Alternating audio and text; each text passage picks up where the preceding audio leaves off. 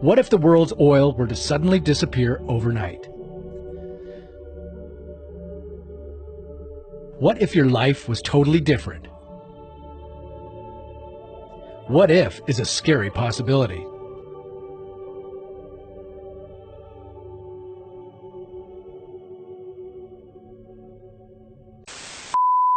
Believe it or not, oil is involved in almost every aspect of your life. Think of your morning routine. Your alarm goes off. What's the first thing you do? Whether your snooze button is old school plastic or new school electronic, it's been made with petrochemicals. And so is your toothbrush. And your toothpaste. Lipstick? Yes. Shaving cream? Absolutely. God forbid you washed your hair this morning, because that bottle of shampoo is a product of pure chemistry. And oil.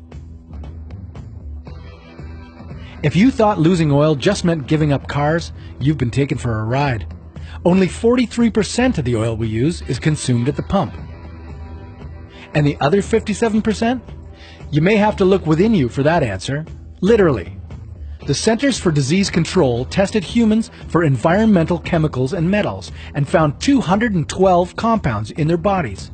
Can you guess how many were linked to oil? 180. Yep, that's right. Our lives, much like our cars, much like our world, rely on oil.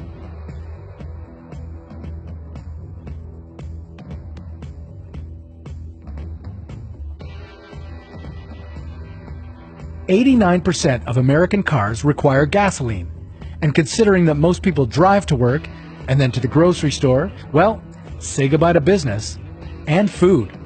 Most supermarkets are supplied by trains and delivery trucks that run on gas and diesel. Forget traveling overseas to see your relatives. 10% of every barrel of oil is used for jet fuel. The world's interconnected travel and trade routes would shut down. But hey, if you live in a city, chances are there'll be more available parking. If you don't live in a city, you're in luck, sort of, and only for a little bit.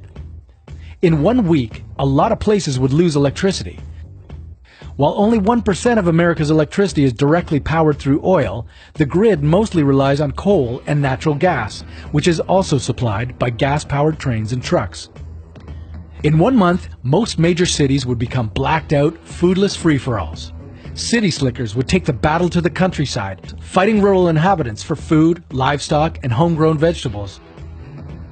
Most survivors would barely escape without a scratch, running the risk of infection and disease resulting from a lack of first aid and medical products made from petrochemicals.